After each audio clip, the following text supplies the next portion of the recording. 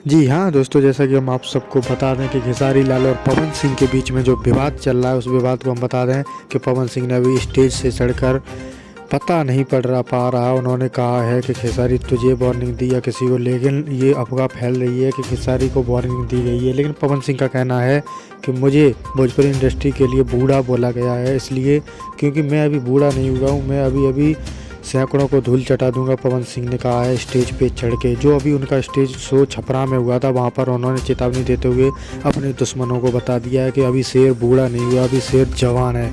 तो उनका यही कहना है कि कृपया करके मेरे पीछे मत पड़ो, जो पीछे पड़ेगा वो मुझसे बर्बाद हो जाएगा। लेकिन कुछ पत्रकारों ने खेसारी के मैनेजर व राइटर से बात की है, तो उनका कहना है कि ये बात पवन सिंह के ऊपर नहीं कही गई थी। लेकिन हम आपको बता दें कि खेसारी और पवन कभी कभी तो ऐसा जताते हैं कि जैसे दोनों भाई भाई हैं, लेकिन ये विवाद होने के कारण दोनों की बहुत ज़्यादा बनती नहीं है। हम आपको बता दें कि भोजपुरी इंडस्ट्री इस तरह ही चलती रही तो दोस्तों आपकी भोजपुरी इंडस्ट्री यानी हमारी भोजपुरी इंडस्ट्री एक दिन बर्बादी की ओर चली जाएगी और हम कुछ भी नहीं कर पाएंगे दोस्तों।